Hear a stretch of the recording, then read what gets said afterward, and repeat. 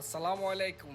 পৃথিবীর মাঝে এমন একটা দেশ আছে, ওই দেশটাই আমাদের সোনার বাংলাদেশ, যেই দেশে কিনা আমাদের একটাও মিসাইল নাই। অতএব উত্তর কোরিয়া কি পাগল? এর চাইতেও ভয়ঙ্কর আমাদের বাংলাদেশের জনগণ, যেটি কিনা দাও শ্রেণী কুড়াল এবং কি লাড়ি লয়ে সেরা জায়গা ভারতের সাথে যুদ্ধ করতো। কতটা পাগলা টাইপের আমাদের বাংলাদেশের জনগণ, বুঝতে পারছেন?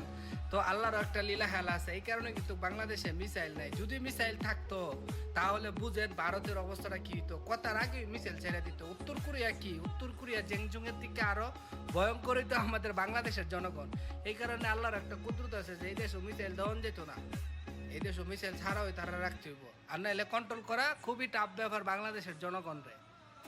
কথার আগে মিসাইল ছেড়ে দিল ভারতের বুকে। কথাটা কি বুঝছেন নেই?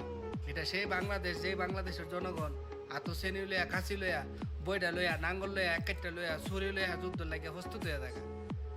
সেই দেশের জনগণ যদি মিসাইল ফা তাহলে কি একটা অবস্থা করব, যে কোনো শত্রু দেশ হোক, তাহলে বুঝেন তামা তামা বানাইলে তো না, কথার আগেই তো মিসাইলটা ছেড়ে দিব। এটা হচ্ছে। আর ব্রাহ্মণবাড়ির কথা কি কমো, আমাদের দাউডা লাউডা মানে লাউডা করলে দাউডা, কথার আগেই মিসাইলটা ছাড়বো। এত এই বাংলাদেশে মিসাইলের দরকার নাই, মিসাইল ছাড়া ওই যে কোনো রাষ্ট্র ইনশাআল্লাহ কন্ট্রোল করতে পারবে এই বাংলাদেশের জনগণ।